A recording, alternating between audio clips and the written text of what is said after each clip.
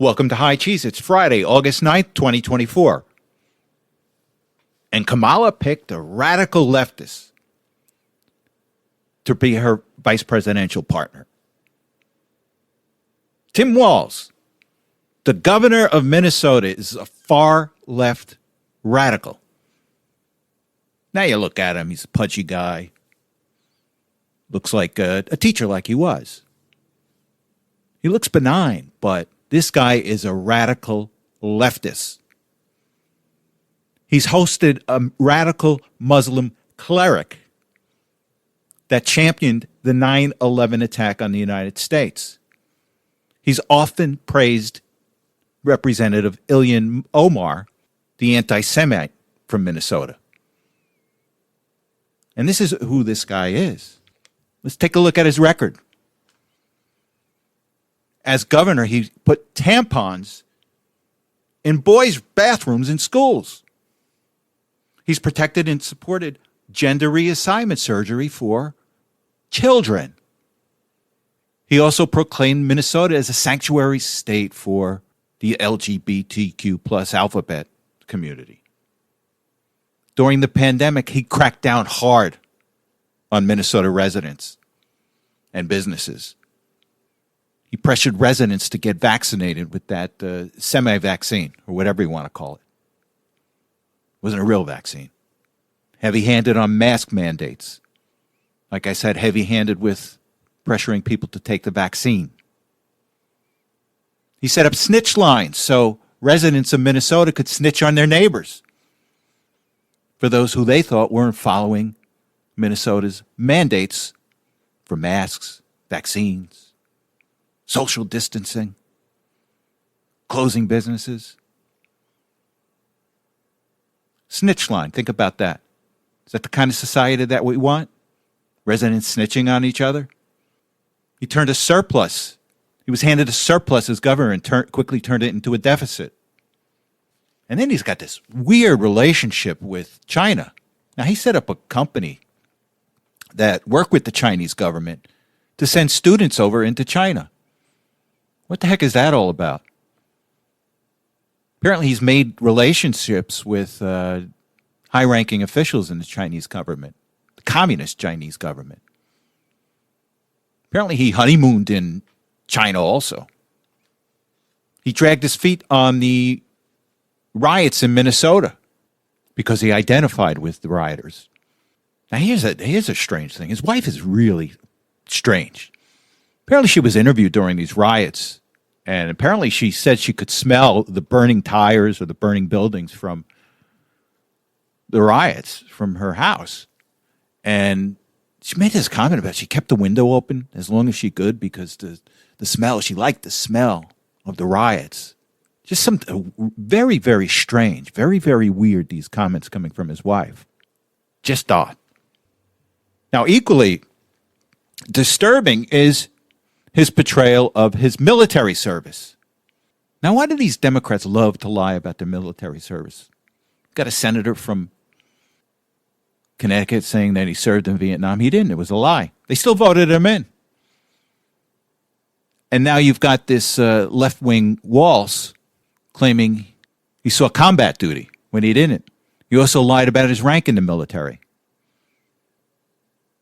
And with that said, I want to go to a clip with J.D. Vance. And J.D. Vance, who enlisted in the Marines, outlines what Walz is all about. So let's go to this clip, and then we'll come back and discuss. Now, look, what really bothers me about Tim Walz, it's not even the positions that he's taken, though certainly he has been a far left radical. You know what really bothers me about Tim Walz as a Marine who served his country in uniform? When the United States Marine Corps, when the United States of America asked me to go to Iraq to serve my country, I did it. I did what they asked me to do it, and I did it honorably, and I'm very proud of that service. When Tim Walz was asked by his country to go to Iraq, you know what he did? He dropped out of the Army and allowed his unit to go without him, a fact that he's been criticized for aggressively by a lot of the people that he served with. I think it's shameful to prepare your unit to go to Iraq, to make a promise that you're going to follow through, and then to drop out right before you actually have to go.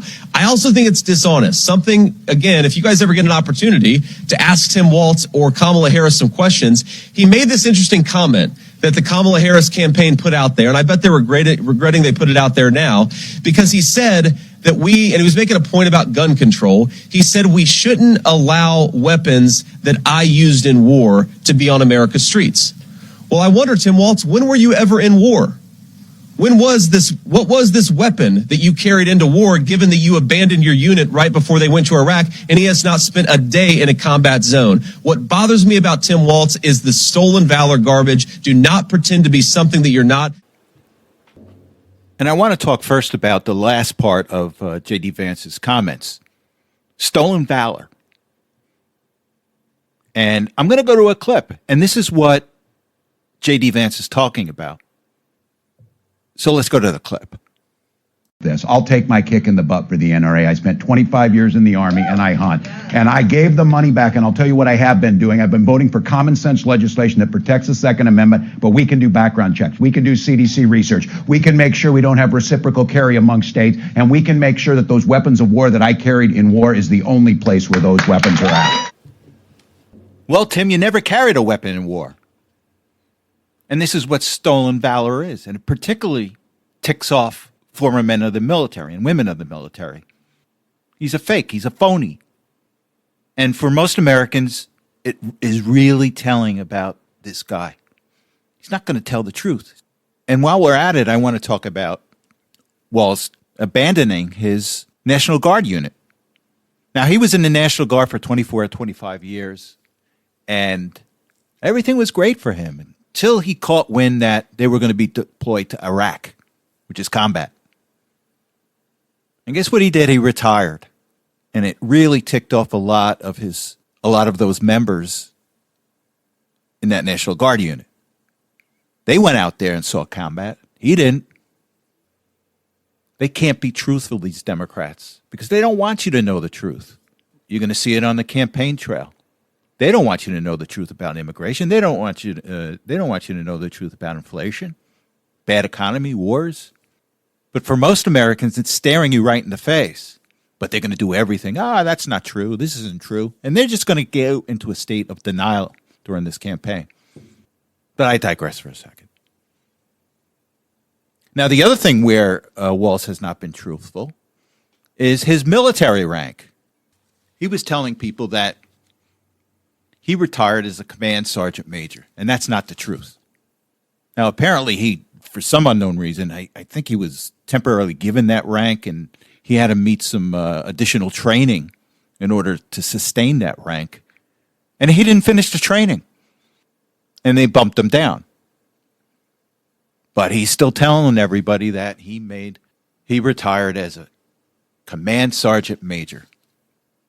So let's go to a clip exposing this lie by Walz. I'm Tim Walz, and I'm running for Congress in Minnesota's 1st Congressional District. I'm a retired command sergeant major. I spent 24 years in the Army National Guard.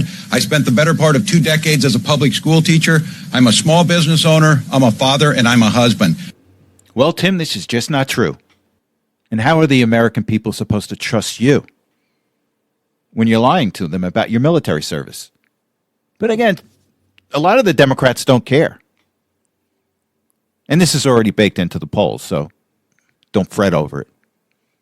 But it's the independent voters, it's the Republican voters that have to be made aware of this. This guy is a liar. He's going to lie to you.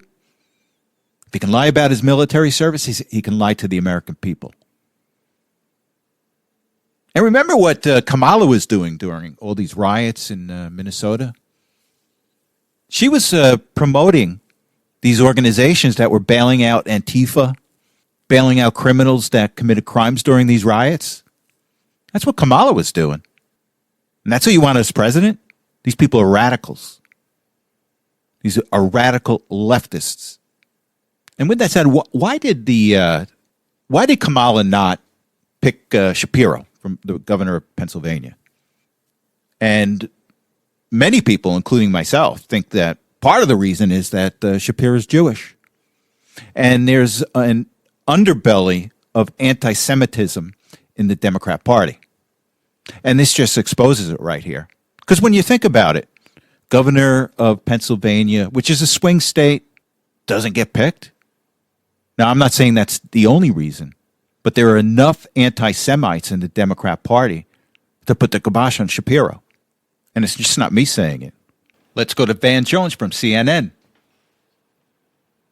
Also, you've got some disquiet in the Jewish community. Some people had their hopes up. Maybe you're going to get another shot at a Jewish vice president. We haven't had that for 2 decades, and now that gets pulled away. Is it just because he's a moderate, or is there some anti-Jewish bias here? So the party is still digesting this. And let me take you to an article here, and this is from the New York Post. And the headline says, New York Jewish leaders blast ugly anti-Semitic campaign against Josh Shapiro in Veep stakes. It says here, Jewish leaders in New York fumed that Josh Shapiro was vilified in an ugly anti-Semitic campaign as Vice President Kamala Harris whittled down her Veep contenders, ultimately passing over the Pennsylvania governor in favor of Minnesota Tim Walz. Shapiro, who is Jewish, faced far more scrutiny and criticism than the other contenders because he's pro-Israel, they claimed. No one should dismiss that Governor Shapiro was subjected to an ugly anti-Semitic campaign to delegitimize him, said Mark Traeger, CEO of the Jewish Community Relations Council of New York and a former Brooklyn councilperson. No one should take the Jewish community vote for granted. And that's what the Democrat Party is doing today. Now, quite frankly, I think this has been going on for years, but it's bubbling to the top. And like I've always said, the truth always comes out. And before we get off the topic of Walz, I just want to let you know that this guy is for late-term abortions. And quite frankly, even if you are for abortions, how could you be for a late-term abortion? Essentially killing a baby. That baby, if it was born under normal circumstances, would have survived. And how could you be for that? Even Ed Koch, remember Ed Koch, the former mayor of New York City? He called it out for what it is. In his own direct way. He goes, let's call this for what it is. It's infanticide. That's what we're doing here with these late-term abortions. So I don't understand, even if you're for abortion, how could you be for a late-term abortion? And this is what Walz is all about. Remember the former Virginia governor? He was talking about late-term abortions and how they're going to take the baby out and just set it aside, talk to the mother, see if she wants to keep the baby or not. If she wanted to keep the baby, they'd do everything they could to keep it, let her survive. If not, they were just going to let it sit there and die. That's what Walz is all about. And with that said, I want to go to a clip, and it's from a Planned Parenthood convention, and it's a video that came out where you've got these abortionists or doctors or technicians talking about selling baby parts. And, yeah, they're just talking about it like it's no big deal. Now, the video or the audio is kind of hard to listen to. Essentially, what they're talking about is finding baby parts that they could sell. And they talk about, oh, here's a lung here I can get. There's a leg I can get. There's a kidney I can get and sell. So let's go to this clip. Again, it's a little grainy, but let's go to this clip, and then we'll come back and discuss. So now every time I do a DNA, I'm like, oh, there's some lung. Yeah, you already know, huh? It was like a 16-year-old kid, so we just had to hurry up. Whereas like other days, it's like more intact, where it's like maybe only like an arm that's disarticulated. Other days, it's like more intact, where it's like maybe only like an arm that's disarticulated. I'm like, yeah, I have like a leg for you. I'm like, oh shit, if other people were to hear me.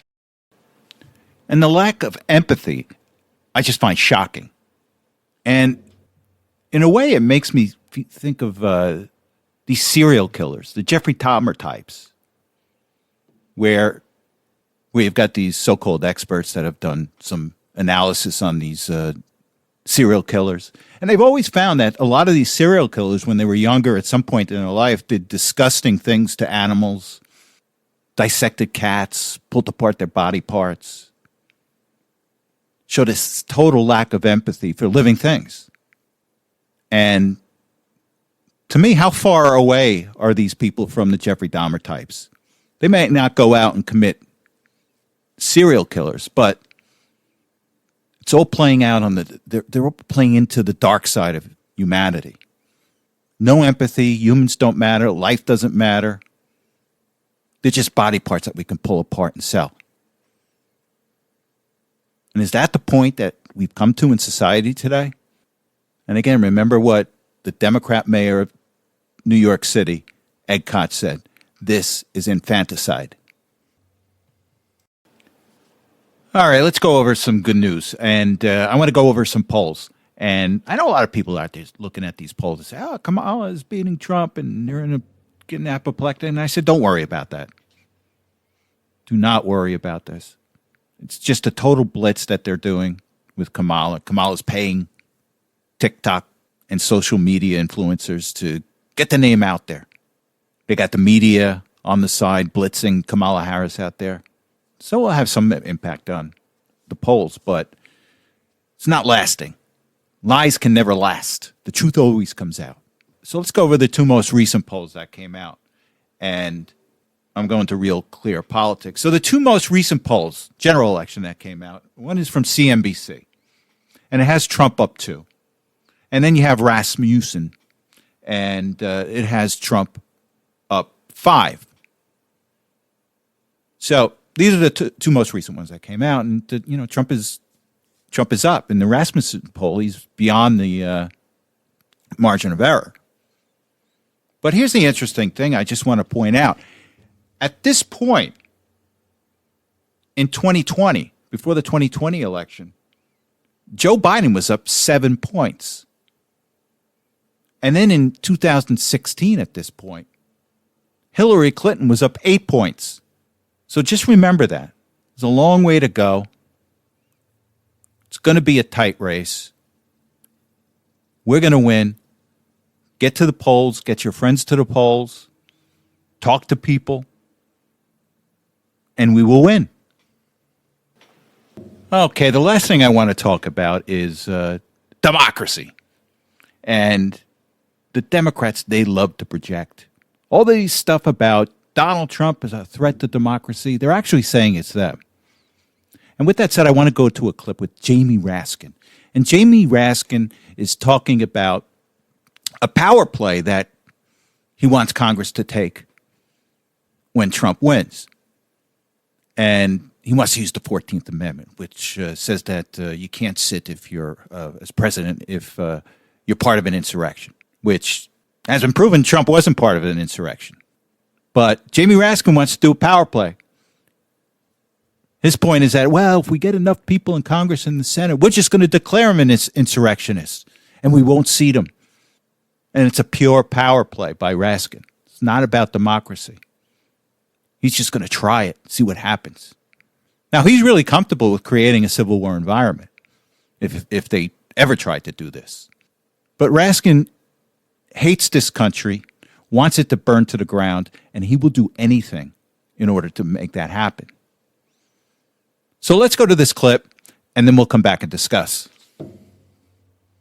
Up to us on January 6, 2025, to tell the rampaging Trump mobs that he's disqualified, and then we need bodyguards for everybody in civil war conditions, all because... Well, first of all, it's never going to happen. You're never going to get enough left-wing nuts in Congress to even consider this. And second of all, listen to what he's saying. A duly elected president of the United States, he does not want to become president. And he wants to be the decider. Not the American people, but him and members of Congress. Now, he wants to create a constitutional crisis over this, but he doesn't care, like I said before. If Trump wins, he'd rather see this country burned to the ground. He don't care. All he cares about himself and the power structure in Washington. But don't worry about this. This is never going to happen. And with that said, thank you very much for listening. You have a good week, and I will talk to you next Saturday.